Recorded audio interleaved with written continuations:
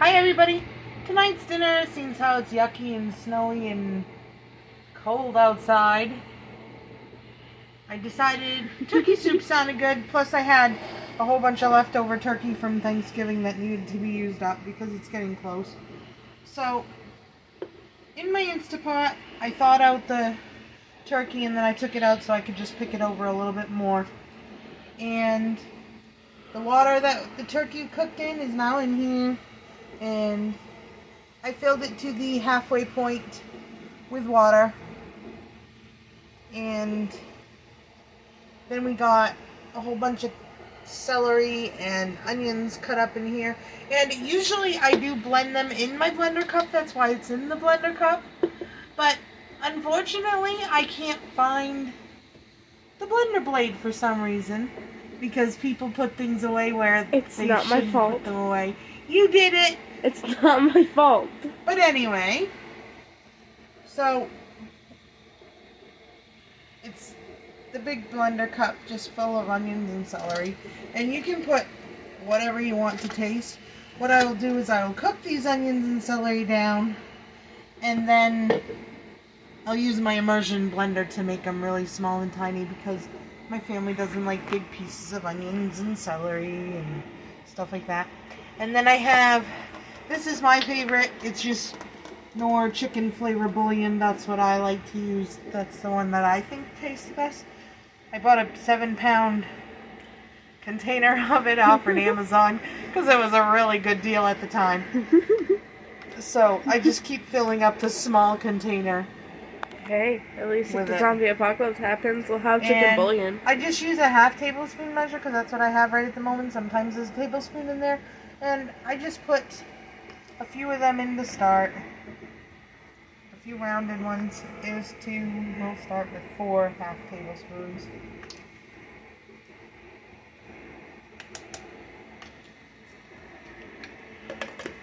That's what we're going to start it with. And I'm just going to let the onions and celery cook down for a little bit. And then I will use the immersion blender on them to blend them up small, tiny. And then we will add in the rest of our ingredients. We'll see you back when it's ready. So we're back and we're still making our turkey soup. And I have the onions and celeries all zhuzhed up with my immersion blender in there. And I'm going to add some basil. And I like to crush it up really fine when I put it in there. And just, you know, a couple of pinches.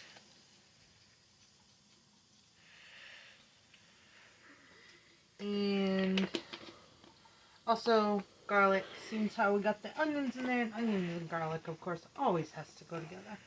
And garlic in a soup, just come on.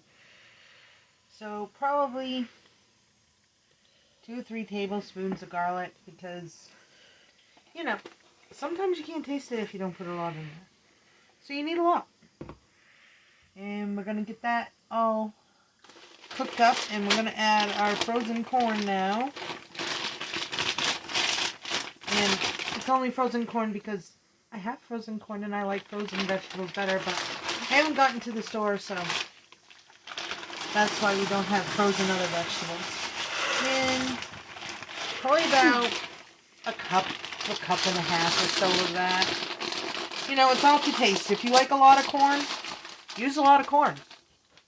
If you like a lot of other vegetables and stuff, you can use those. And we probably got about 3 cups of cooked leftover turkey from the freezer here. And we're going to add that in now too.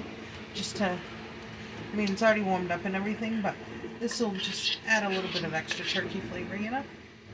And get that in there.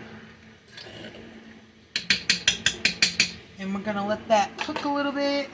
And then we're going to come back and we're going to add, I have tinned vegetables tonight because I want to make this relatively quick. Sometimes I feel like making quick soups and sometimes I don't. And tonight's a quick one. And we have mixed vegetables, 3 cans. We might only need 2. I guess we're going to find out when we put them in because that's how I kind of judge everything, is how I'm feeling on it tonight and whether or not I want 2 cans or 3 cans or whatever else. I'm also going to cook up some gemelli pasta while this is cooking. Probably half of a 1 pound box. And then we'll be back to finish out our soup. Okay, so our frozen corn is all cooked up, and our garlic and our basil that we added should be all cooked up. We got our half a box or so of gemelli pasta. And I like the gemelli. It reminds me of the twisty macaroni and cheese that we used to eat when we was little. And I only like the twist macaroni and cheese. I don't like the regular elbow macaroni and cheese. I know, I'm weird. But that's the way it is. And we got our 2 cans of vegetables, 2 cans of mixed vegetables. And we're going to add those right in. And these ones came from the food pantry. That's how we use them up around here, is in soups. And then we're going to add our gemelli pasta. Alright, probably put a little bit too much, but oh well. Nobody cares. It's pasta. Everybody loves pasta here. And we're going to get that all mixed up. All this wonderful goodness in there. Usually if I have broccoli, I would put broccoli in it, but I don't have broccoli today, so I didn't put that in, of course. We love broccoli. And I'll grab a bowl and we'll dish some up so you can see what it looks like.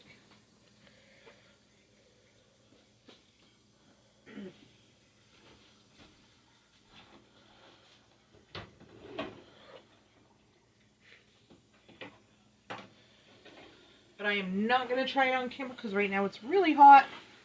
Because of course I just got it done. And we can shut the heat off. I just put that on saute. Not saute. I just put it on the chicken meat cooking button on my Instapot and just let it go. And that's how I do my soups in my Instapot. I'm going to get this dished up.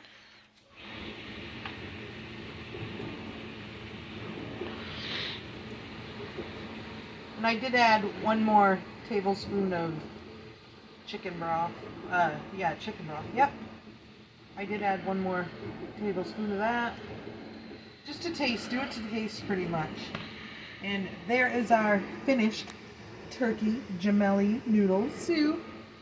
And that is what we're having for supper tonight. Thank you for watching. Don't forget to hit the subscribe button.